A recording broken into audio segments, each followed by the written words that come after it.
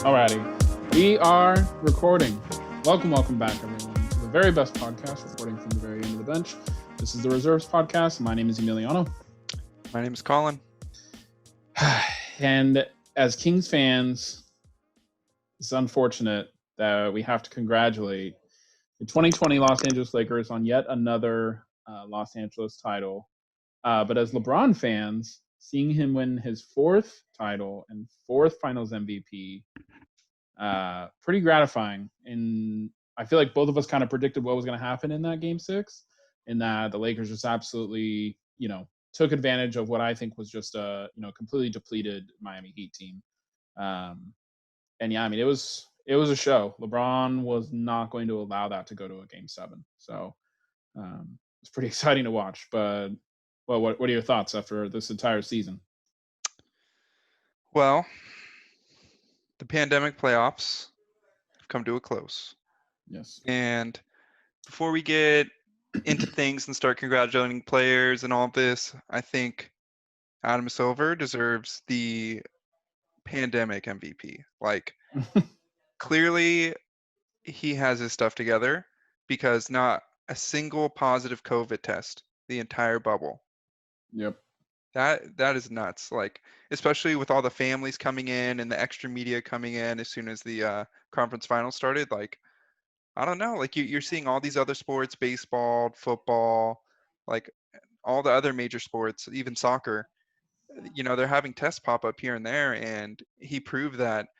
Him siding with the players and with the coaches union and everyone else, like they formulated this plan and it worked. So. Yeah. Hats off to him before we get started into everything, but just wanted to get that out there.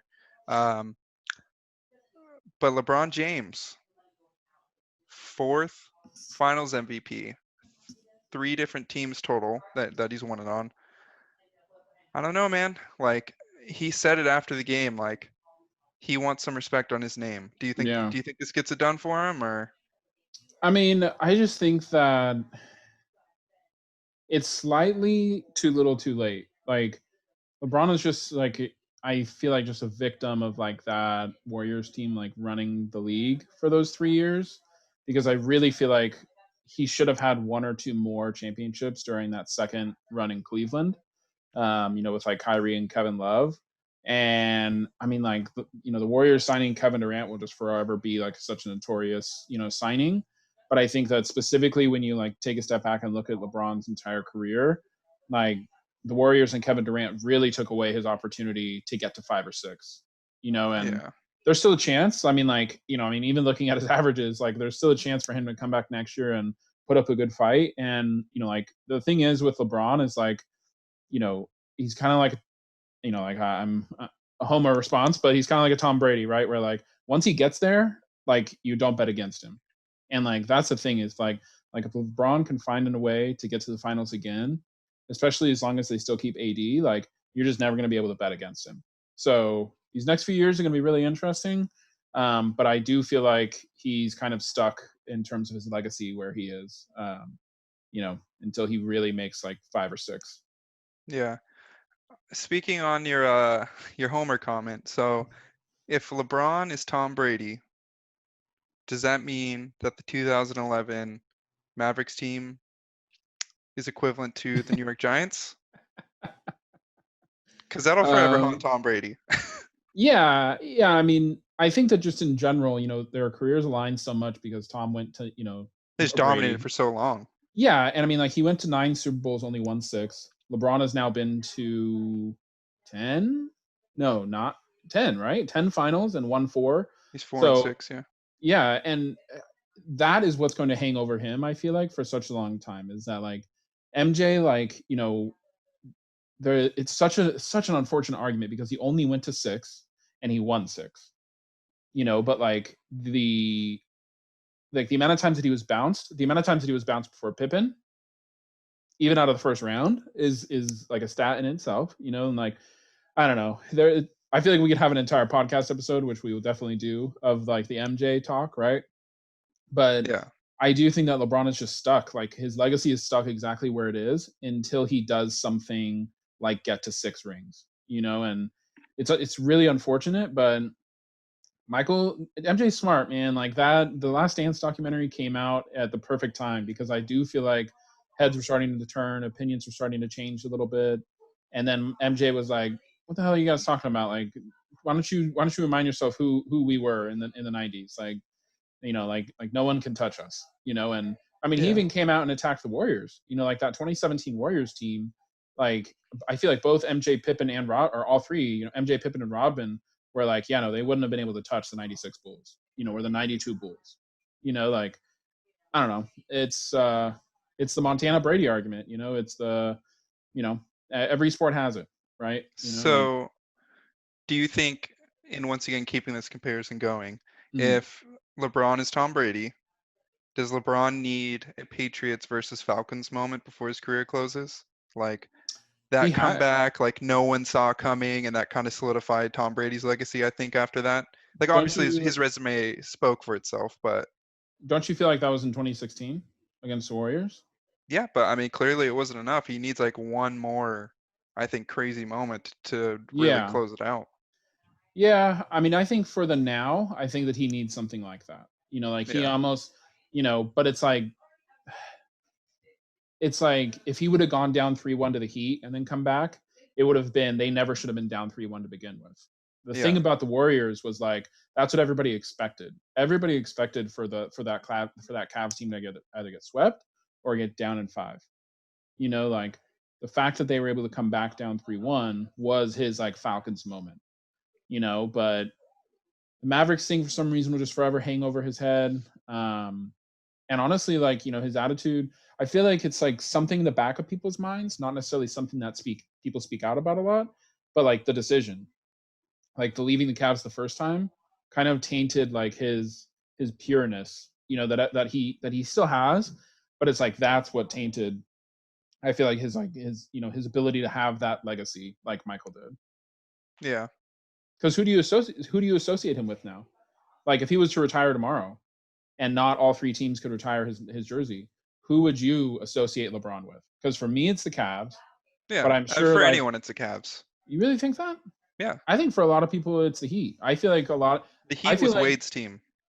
I know that LeBron did lead them those last like 3 years. The first year there was kind of some confusion, Mhm. but the persona and the way the team like played, I really feel like that was like Wade's team. Like it's Wade County. Like the Heat will always just be Dwayne Wade when you think about it. Yeah, that's fair. It's That's just true. like Shaq. Shaq was on the Lakers and Shaq was crazy dominant. But when you think Lakers, do you think Shaq or do you think Kobe? Kobe. You think Yeah. Kobe, right? Yeah.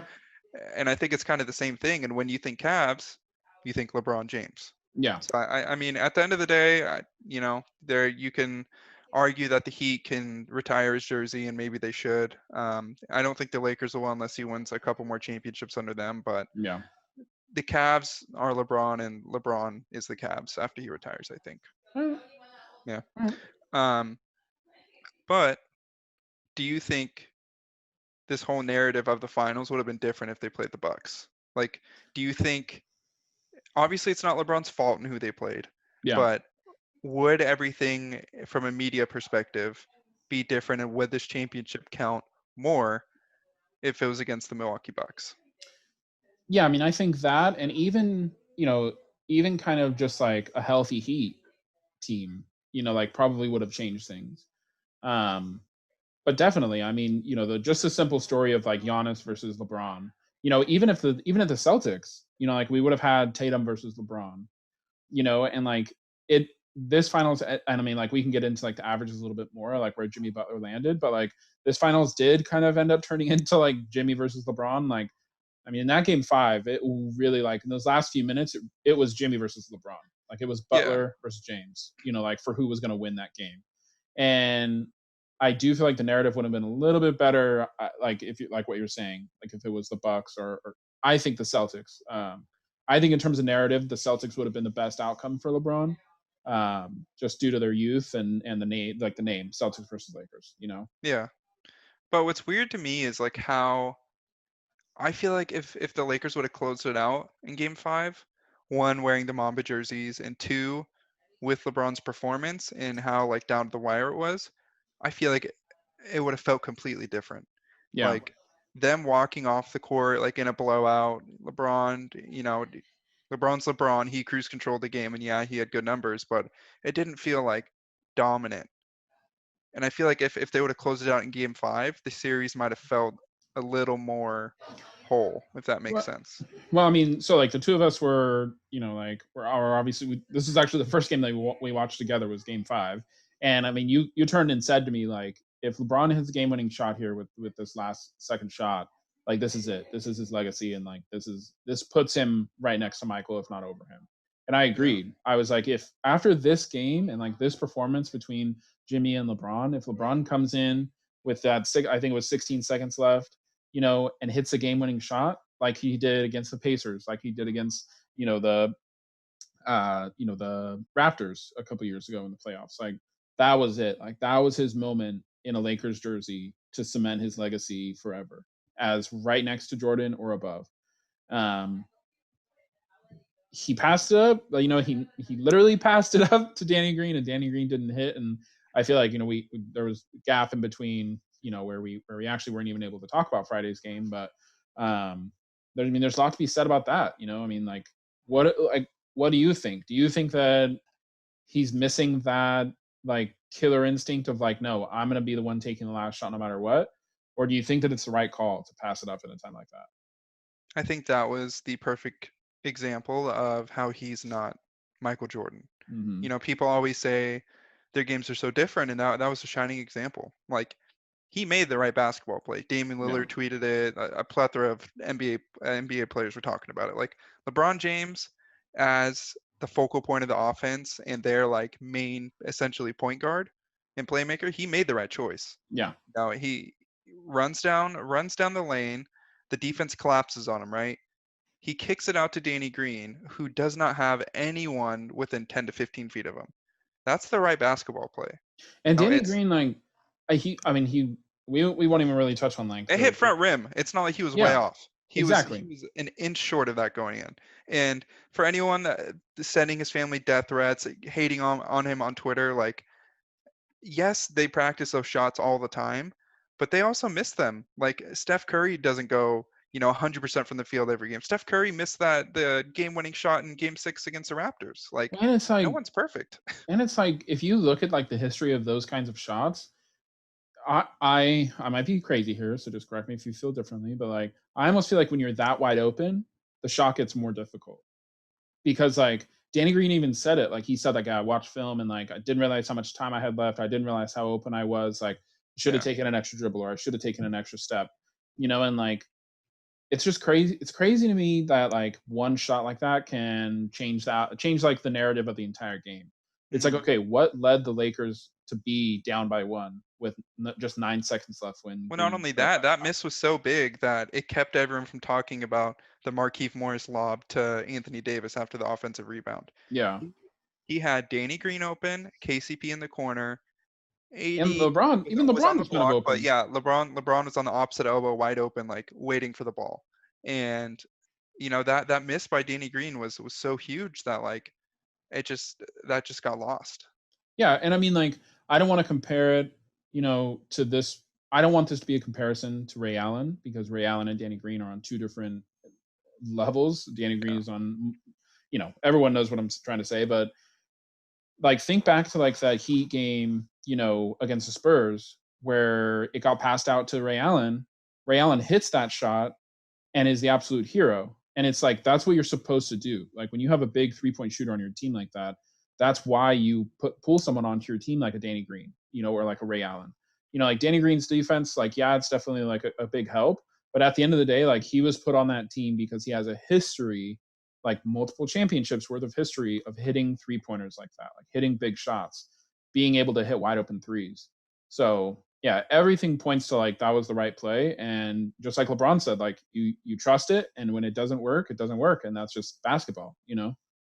Yeah, and once again, LeBron, the ultimate teammate afterwards, came to Danny Green's defense like, yeah, like Danny was wide open. I wish he had that shot again. I wish he made it. I wish my pass was a little better to him because Danny Green Hmm. did have to kind of catch it to the side and readjust. But at the end of the day, it's a team sport. And I know you had mentioned it. I think it kind of gave the Lakers fuel to come out in the next game and and really just step on the Heat's throat. Like the Heat were clearly gassed, right? Yeah. They were clearly tired. Jimmy Butler logged 47 minutes in that game. Average Came in, 43 minutes in the series, which yeah, I don't think came out the LeBron has next even game. done. Came out the I don't next game, played yeah. 43. Yeah. But I mean, I guess we could jump into game 6 now, the closeout game. Yeah. LeBron James obviously wins fourth Finals MVP. Um, brings LA their 17th total As the title, Lakers right? organ. Yeah, Yeah. as the Yeah. Lakers, 12th in Los Angeles, and go ahead and list off his averages because they're pretty crazy. Yeah, so I mean, so LeBron averages 29 points per game, 12 rebounds, 8.5 assists, 1.2 steals, but then 59% from the field, 41% from three, and then the absolutely most ridiculous Achilles heel of any superstar ever, his free throw shooting at 67%. But just looking at 29, 12, and 8.5, I Did it wish we feel would. like did he? Let me stop you real quick. Did it feel like he averaged those numbers this series? No, he was. But also, like, I mean, no, it didn't. But that speaks. I feel like you're the one that said this. Like, that speaks to his brilliance, in that, like, the game goes at his pace. You don't play when you play against LeBron James, and I feel like Spoelstra even had a quote about this like before the series started. You don't plan your own pace when you're playing against LeBron James, because the pace of the game is going to go according to LeBron's plan, and that's exactly what he did. Like when they needed to run, he ran. But like I feel like a majority of the time it was half court offense. Let's run the ball through LeBron and AD and get wide open shooters. And I mean, it was a success. So no, when you look at that, it's like, wow, I don't feel like he had that many big games, but that was his average. Even that 40-point game in game 5, like Mm, we were watching it together, and I remember checking ESPN, and it said that he had 37, and I was like, when did he score 37 points? yeah. Like, I know that he hit some threes. I thought he was more around like 28 to 32, but like, I don't know. It's just something about LeBron James where his averages, like, I don't. It's just like it's so easy to him, like, and that's why I think the argument was on Twitter about like who deserves finals MVP. It's like when someone makes the game look that easy and they dominate that easily just on cruise control, you start to question like do they deserve it? Were they really working that hard? Like and I don't it's just I don't know. I've never seen the game come that easily to someone because when MJ and Kobe, they would go on their scoring tears and stuff, like it looked like they were truly like trying and they were Giving it their sweating and all. Yeah. yeah, but like you said, like LeBron will just play half court offense whenever he sees that the other defense is tired, he'll start pushing it. And it's just so weird to me that someone could put up those numbers, which are career numbers for anyone. Jimmy Mm. Butler essentially averaged a triple double in the finals, and that was a career, solidifying moment for Jimmy Butler. But for LeBron, it was just another year. It was another game. Like, Yeah, and I mean, like I feel like LeBron has shouted this out before that like after that Maverick series and everything that happened, he knew that he had to change his game. Like he knew that he had to adjust some things. And I do feel like one of the things that he adjusted was taking the game much slower and just saying like I don't have to run 100% every single play. And like that first, I mean like that's why I kind of like veered towards maybe him like being, remembered most for the Heat, because I feel like that's when like he started really asserting his physical dominance in like his athleticism. yeah, that But was then his like athletic prime for sure. yeah, but even during that prime, it's like he realized like, oh, I can control the pace of the game on my own. Like I don't have to play the game fast or play the game slow. Like I can do whatever I need to in that moment. Yeah. And when you think of LeBron James, and obviously this episode is going to revolve a lot around him, um, he really has multiple primes, right? He Hmm. has he has his first Cavs stint, which was like maybe his quickest and most like scoring centric, like LeBron. Yeah. Like he was averaging around 29 to 32 a game during that first stint. And then he shifts over to Miami where he just starts dominating the league purely off of his athleticism. Like Yep. running, gunning, banging down low, dunking on everyone. Like that was his go-to. And then that last year of the Heat is where, he started to develop that low post game, his back to the Hmm. basket game. And without him learning that, like I don't think that second Cavs run would have been what it was. Like No. Like 30 through 33 LeBron on the Cavs, I think was the best complete player that the NBA has ever seen. Absolutely, yeah. And I mean, I think that that speaks to, he comes into the league, he's wearing number 23, he's got the chosen one tattooed on his back. He thought that he had to be Michael in order to surpass Michael, you know?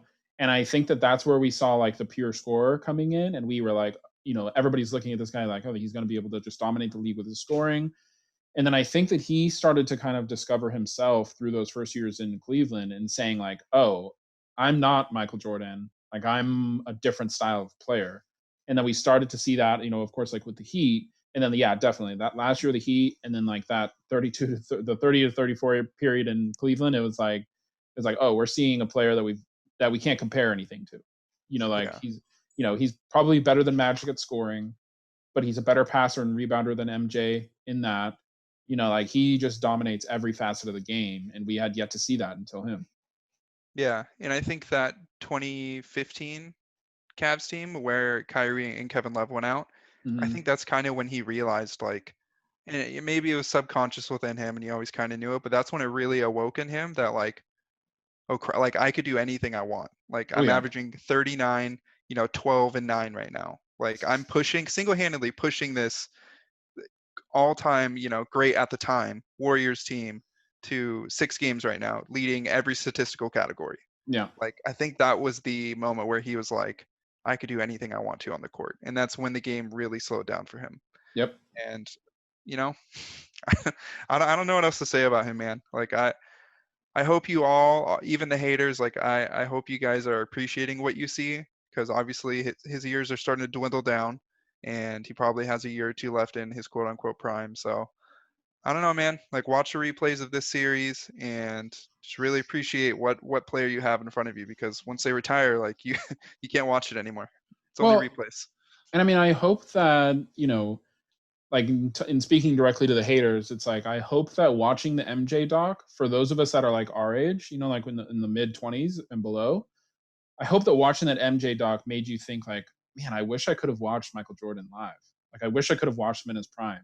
Hmm. And I hope that like you can say that and believe that, and then also turn and be like, oh, we're watching another player like this. Let me allow me to appreciate this while I still have it. Because like this is regardless of whether or not you think he's better or worse, it's like this is our MJ. Like right now, like there's nobody, like sorry Kobe, like sorry for whatever Giannis, like whatever you do in your career, it's like this is our generation's MJ. Like this is the athlete we're going to be talking about forever. Like, and I just, yeah, I mean it's crazy, but I definitely agree. I hope everybody can watch with appreciation and understand that the number of years that we have left is less than the number of years that we've had. So Yeah, and I think the kind of last thing I want to leave off on right now, until we move on to the surrounding players that were in the series is like if it just feels like he's been in the NBA so long, like since let's see, from when I was 8 years old until now, like I've watched LeBron James live. Like I used to watch him all the time in Arco Arena. My dad and I would go to games. He joins the Heat where we'd go to those games, watching the alley oops, and it's just like seeing him live like changed everything for me. And yeah, we'll just never see another player like him. So yeah, no, definitely agree. But yeah, speaking of the supporting cast, as we'll call it, this is honestly where the Heat kind of like showed that they're here to stay. And like I know that like we've I feel like that's been a running theme for us talking about the Heat and during this finals. But Jimmy Butler, absolute MVP for the Heat. Like Bam, I think can contribute more moving forward, but for this finals series, Jimmy Butler average, like we said, almost a triple double, 26 points, 8 rebounds, 10 assists, but 2.2 steals, 1 block, and then great averages, shooting wise, even 90% from a free throw. But the biggest stat for me is that 6 other Heat players average double digit scoring. So that means that 7 Heat players total average double digit scoring. That means just based off of 10 points a game, your team is averaging 70 points. Like So you like that was the magic of the Heat, is like they could have any one of their supporting cast players have that breakout game, and that's all they needed. Were You those know, averages for the finals or for the whole playoffs? that was just for the finals. Yeah, that was just for the finals. So Wow. which I mean, part of that is probably, like Dragic being out, Bam Adebayo being out, Hero, like we don't have it slotted to like talk about him, but like Hero kind of having a little bit of a down series after that great Eastern Conference series. But still, I mean, like I would love to dive into it, but neither of us have the time. But like I'm curious how often, if ever, that 7 players over the course of a final series have averaged double-digit scoring on a single team that Yeah, lost. no, it's for That sure not lost. often because come finals time, like some NBA teams like dwindle their players down to 7. Like their actual playing time roster Mhm. sometimes goes all the way down from 10 to 7. So Yeah. you only really have 2 bench players coming in, right? Yep. So I highly doubt that it's common to have anything over like 5. Yeah. Yeah. So I mean, And hats off to Eric Spoelstra. yeah, and honestly, like Pat Riley, I mean, they will be back. Like Eric Spoelstra was like, had a pretty emotional post game interview. Was obviously crying. I think not only because they lost, but I think that any of us who have like, you know, been up for a promotion and didn't get it, or like were put in an app for a job and didn't get it, like any of us who were like, that close to like getting what we've been waiting for and having it pulled out from under you can be like really, really emotionally trying. But this Heat team is prepared to be back. Like, I mean, I don't know if you want to dive right into like, like their contract situation and their cap space, but like Dragic is the only significant player that's out of contract this or I was about to call it a summer, but this winter off season. And the Heat have $42 million in cap space. Like, you just made it to the NBA finals. You're gonna lose a player that honestly might even kind of like age out of your team the way that it's working. Like between Nunn, Hero, I mean, like they have this draft coming up. Like he might just honestly age out of the rotation, and you might be fine just to take that $42 million and go sign either 2 or 3, mid-tier players, or go after a big player. Like a sign and trade with someone like Giannis, or I mean, I don't know, but Yeah. Well, I think what's starting to become a common theme in the NBA is, and I think it kind of started about 6 years ago when that new TV deal came through and a lot of players got that kind of big contract around that yep, time. yep. A lot of these aging out veterans are starting to accept smaller, incoming salaries to sign with contenders. So I think Dragic is one of those players. I think that he's loyal to the Heat. The Heat have been loyal to him. That I think he would sign for a deal to come back. But Mm. I mean, on top of that, you have players like Gallinari's coming out and saying, at this point in my career, like I'm not 20 anymore. Like I'm not looking for a contract. Like I'm looking to win. Oh And my god, he I could was, not imagine. I could yeah, not he was imagine this Heat team with he Gallinari. was someone that was, rumored to go there. Like they were trying to get that done, but it just didn't happen. But I mean, there's so many ways this team can go next year. Like they could trade some of their young assets and look to bring in a superstar. They can keep this core together and hope that, one more off season and training camp really brings them together, and then piece in the other pieces around them, right? They Yeah, bring in a Gallinari, they bring in whatever, a different point guard maybe, but this team could just go in so many directions coming off of a finals appearance with cap space, with one of the best coaches and GMs in the league. It's just they're in a really good place. yeah, You and know, a it's desirable. I mean, like the biggest thing oh is yeah, that they're a their market. desirable market. Yeah, Like who doesn't want to go to Miami? You yeah. know, so I mean, Well, it's definitely, it's almost opposite of like the Raptors when they won last year. Like yeah, the Raptors when they won last year, everyone was like, "Is Kawhi gonna stay? If not, like they're not making it back. Like yeah, they have all these people making all of this money. They have some free agencies happening in a couple of years, and no one wants to go to Toronto. This is like the exact opposite. Like yeah, it's funny how it works. yeah. No, definitely, definitely. Um, yeah, a, a flip side of what the Heat did, so 6 other Heat players beside Jimmy averaging double-digit scoring. Lakers only having one. So other than AD and LeBron, only one other player could KCP, right? Okay, yeah, yeah. Yeah. Averaging 12 points a game, and everyone else was like 8, 7, 6, and then down to like ones and twos. But I mean, doesn't that just speak even more to like this being potentially LeBron's best finals performance? like I feel like even on those Cavs squads, he had like 2 or 3 supporters that were just always in that like 15-point range. Whether that be like J.R. Corver, you know, like And they had him on Shumpert. They had players back yeah, then. exactly. So, do you think that this was his best finals performance? No, I mean it's it's hard to say, and I think this really comes into play with who they were playing. Like Mhm. the Heat and the Lakers like don't have that lore like some of the Yeah, other series had, like those Cavs and Warriors fights, and the Heat and the Spurs ones. Like, and without the story behind it, I think that kind of takes away from it a little bit. Obviously, that 2016 Finals MVP was, I think, the best one. Like yeah, it has to be. It has to be. yeah. I mean, I don't disagree that he's had more dominating performances, but I think it almost kind of takes it away when like he had to do that in order to like win the champion. And I know that sounds kind of crazy that like, that he did what he had to do to win and that's why, like that one's almost not as great. But like in this one it's like I really just like even just us talking about it like made me realize it more that like he just controlled this entire series from start to finish, and I feel like with those Warriors ones like that was never the case. Like he always had to adapt to like what was going on in the series.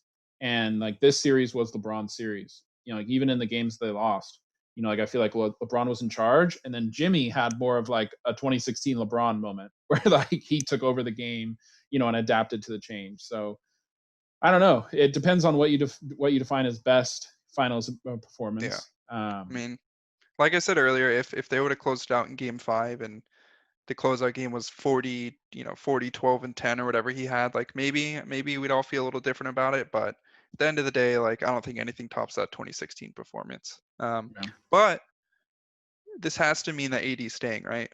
absolutely, After this, like absolutely, yeah. he's not gonna have like a KD moment where he wins a championship and bounces. I mean, I think that this is you just locked up 80 for 5 years. Honestly, like I think not supermax, but because he can't get the supermax, but I mean definitely You max locked him 5 year into a, contract. a contract. Yeah, absolutely, Yeah. definitely. And do you think this core can win a couple more championships? And if so, how many? No, I don't. They won't win again? Uh, I I think the Lakers will need to make some changes this offseason if they want to find their way back into the finals.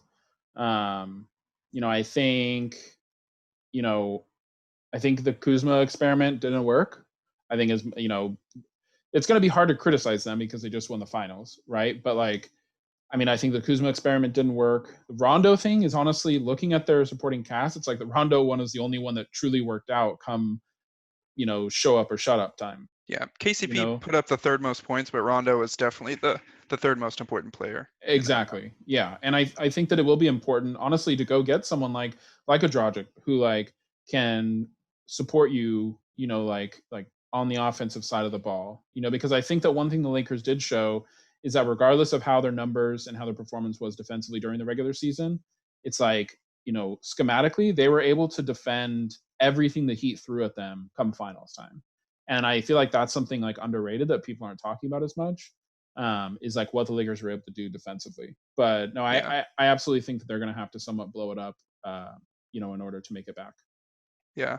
Well, I think the biggest eye-opening thing from this series was we've always seen Anthony Davis as a great defender, Hmm. but it showed how like versatile he was. Like he was guarding Jimmy Butler, Yeah, like a 6'4" wing, like and he's 7 feet tall essentially. Like yeah. that changes everything going forward. And my thing is like, do they go for a big three or do they go for the perfect role players around them? Because I think LeBron and ownership wants a big three. And I I don't know if that's what they need the most. I don't think that I think LeBron's most successful runs have been with great supporting casts and not superstars next to him. And I know that like everyone's gonna point to the Heat and how dominating they were, and that like that was like a big three, 3.5, including Ray Allen, because like he deserves half of a superstar note. But I feel like LeBron has been most dominating during like his absolute like most challenging years in Cleveland. And like if you get the right supporting cast around LeBron and then just allow LeBron to like run, the team basically, I feel like that's your best chance. I mean, because AD like is a perfect superstar for LeBron in my opinion because he's willing to kind of take a back seat. Yeah. And what you don't want is a Kyrie situation. Like that's what you don't want. And that's what scares me about LeBron getting a third superstar. Like Yeah. this is a crazy idea, but like a Chris Paul. Like if they were able to figure out how to get Chris Paul on the team, like it scares me to have another superstar like that potentially not only wants the spotlight, but wants input on how the team is operating. Yeah. Well, I mean, I don't think Chris Paul would be. I think Chris Paul's kind of past that point in his career. But I think it really depends on what the rest of the NBA does. Like, there's rumors that the Nets are trying to bring a third star in. There's the Golden State Warriors rumors where they're trying to shop that pick to get a third superstar in there. Like, uh, Giannis joins the Heat, or Giannis joins the Warriors, or the Nets bring in that third star. Like, I think they kind of do need that third person on the team, because at the end of the day, like if you're playing a Nets team that has Kyrie Irving, Kevin Durant, assuming they're both healthy, and then the third superstar, like I don't know if the Lakers would have enough firepower to be able to keep up with that. Yeah.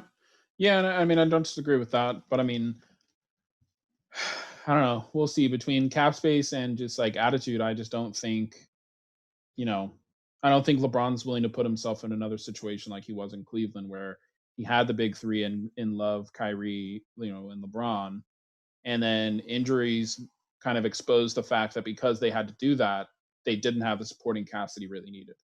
Yeah. You know, I know it's but not realistic, and I know I'm a Kings fan, but like I would love to see a player like Buddy Hield on the yeah, Lakers. Like yeah, just a knockdown shooter, that is what they do, like a Duncan Robinson kind of, where their release is like fractions of a second. Like, dude, that'd be nuts. yeah. I mean, But we want to see him out of here. I think so. Lakers, I give don't us a think the Lakers call. have the I don't think the Lakers have the asset, but we could dream. We could dream. Um, But I think that's really it. It's pretty unfortunate. I was like watching it, with my girlfriend, and I was like, man, like this is the last basketball game, and like the most important thing is like until we don't even know when, like we don't know the most like up to date thing I think we have is that like free agency will start December 1st. yeah, the draft I think was November 20 something in the Yeah, 20s. and like they haven't even come to a final decision on the regular season schedule. So Yeah, I'm thinking end of January is when the season will start. So yeah, and then I think that they'll hope to have 21-22 season or net 2 years the from now following, season yeah, to start in December. yeah. Yeah, yeah, but we'll see.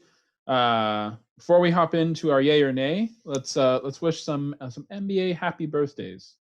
Why don't you get us started? So Mike Conley, happy birthday, born on October 11th.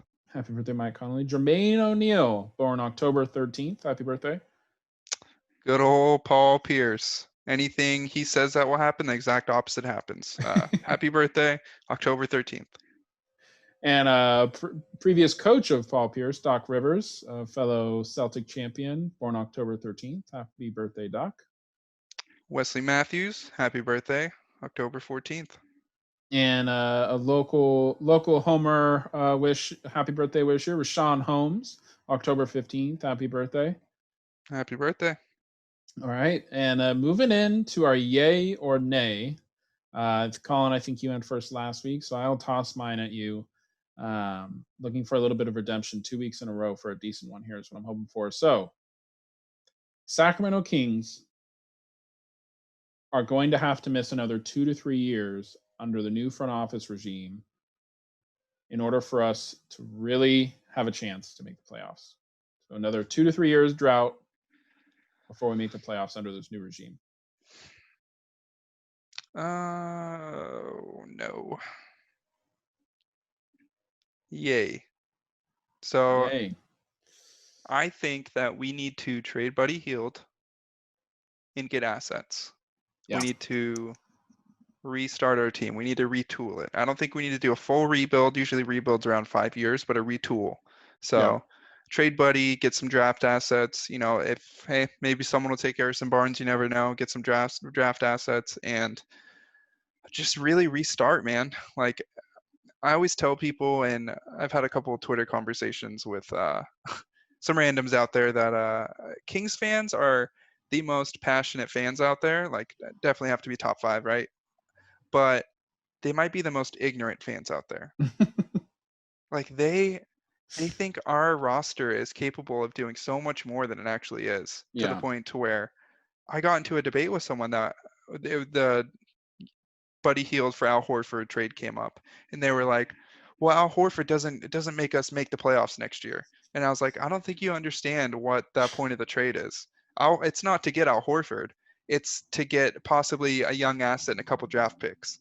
And they're like, "Well, Hmm. I'd like Tobias Harris so much more." And it's like, okay, sure, we bring in Tobias Harris.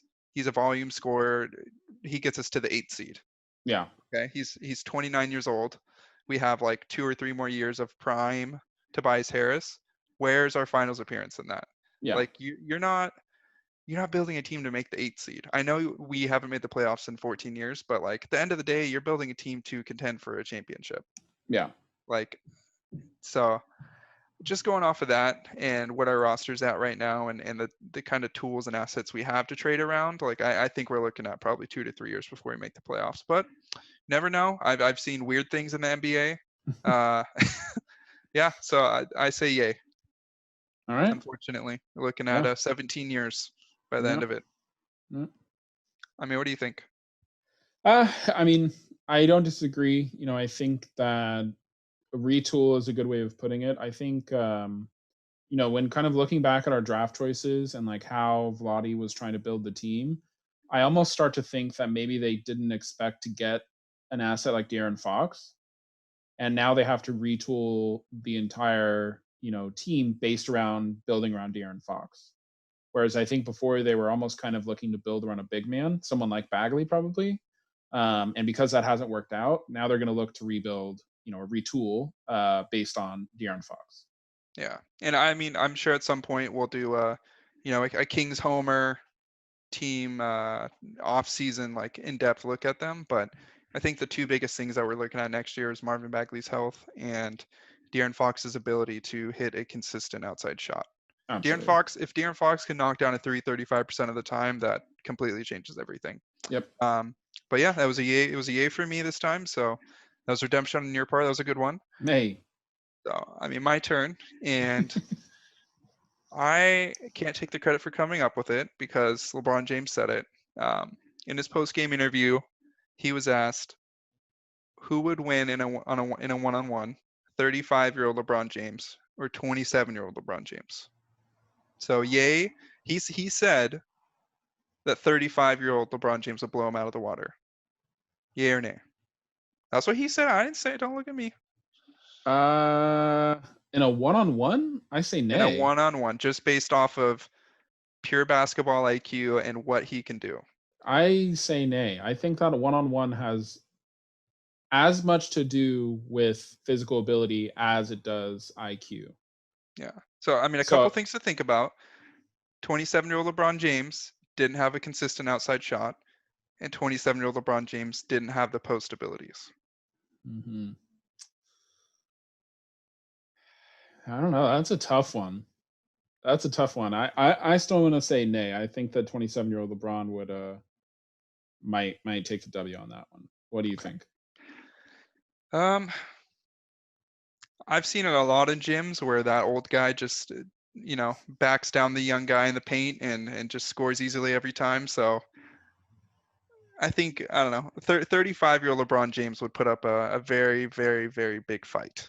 Yeah. So at the end of the Yeah. day, I think they would tie at 19 and give it up. Gentleman's agreement. It was a tie. Yeah, yeah, that's a good one. But I'm gonna have to go with 27-year-old LeBron on that one. Okay. Alrighty, and to close off the podcast today, we're gonna move on to our hot take. Ah, my hand, that's hot. This was hot too. Okay, we're trapped, everyone for himself. Alrighty, the hot take for today. We touched on it just a little bit, but based on the Lakers' chances of winning a championship in the future, I still think on paper, even people right now think that Kuzma is the Lakers, third option, right? So, hot take: in order for the Lakers to win another championship, they will have to trade Kyle Kuzma.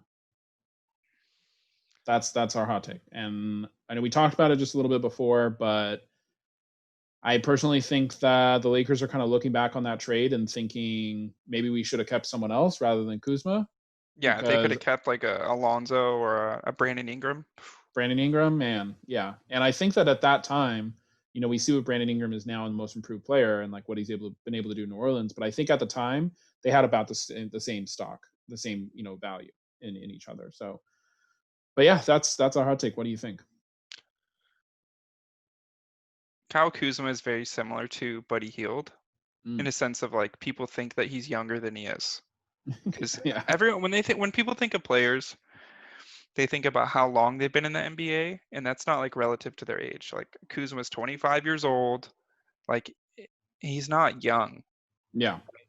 So it's like, at what point do you start thinking like, what is this player's ceiling? Like Kyle Kuzma has like the height, he has the quickness to go along with the height, but like his inconsistencies and his like inability to be aggressive and even like remotely try to take over games just is not there. Yeah. And I feel like that's something that really hinders him. And I think the Lakers noticed that, as you could see like them kind of going more towards KCP in those last couple games and taking the ball out of his hands a little bit. And to go along with that, like he just kind of makes these rookie mistakes here and there, and especially on big stages. Like he had that weird like behind the back over the head pass to LeBron James in like a pretty crucial moment of the game in the NBA Finals. Like, I don't know. I just think that he didn't develop into what they thought that he could be. Yeah. And it's something that happens in the NBA pretty frequently. Like you're not gonna hit everyone, right? Not everyone's going to be perfect. Not everyone's going to be what you thought that they were going to be. But I think going forward that, yeah, if they could give something for Kuzma, they'll try to do it. Kuzma is that guy. And I think for most of our listeners, you'll appreciate this. Kuzma is that guy that like when you're in the gym and like you're running fives and that team just like that one group of fives just keeps running the table. Kuzma is that like fourth or fifth guy on that team that just doesn't belong there, but he just happened to get picked on that team. But like when you see him, you think like if you just walked into the gym, you would look at him and be like, oh, he's the best one out here. Yeah. Like just based on his build and like the way he looks, like he looks like he'd be a baller, but yeah. Yep, but he just happened to land on a team that's running the table. Yeah. I mean, I'm really glad that the Kings didn't make a trade for him. Yeah. So But also like if we are comparing him to Brandon Ingram, we also have to take into account that if he's on his own team, what kind of player does he blossom into? Is 12 that like points, 9 turnovers a game? You have to take those turnovers into effect, man. When he gets the ball more, he's going to turn it over more. I guess that's true. It worked out for Russell Westbrook. He almost averaged a quadruple double and was MVP. So. Yeah, but I mean, at this point, like I'm not sure what his worth is, and I don't think the Lakers really know what his worth is. So yeah. Probably this offseason, once it comes, the Lakers will probably listen to a couple calls and kind of get a pulse for what they could get for him. I would say probably a late first round at this point. Like Yeah. I think from a realistic standpoint that Buddy Hield's worth is a first round pick in the 10 to 14 range, right? Mm-hmm. Kyle Kuzma is not better than Buddy Hield. No. At all. No. So I'm assuming that it's more along the lines of like 24 to 30 for Kyle Kuzma. And, maybe that's something they get. Yeah, maybe. All righty, but that's going to do it for us today. Another episode of the Reserves Podcast down. Make sure you follow us on Twitter at Reserves Podcast. Follow us on Instagram at the Reserves Podcast. Make sure you subscribe to that YouTube channel. We had some great stuff planned for you guys during this offseason. Obviously no more NBA games to talk about, but the content is going to keep coming every Tuesday and Friday. So just keep an eye out for all this offseason chatter. Definitely excited. I think that NBA is definitely king in terms of their offseason drama and excitement. So anything else for them before we get out of here? 2020 season's over. A lot happened. LeBron James, Finals MVP. Emiliano and Collin started a podcast. And yeah, we look forward to, coming up with some fun segments, maybe bringing some friends in and doing a pre-draft kind of scenario with all the teams. So yeah, just be on the lookout for that. Definitely. Thanks for listening to me, guys. Catch you on Friday.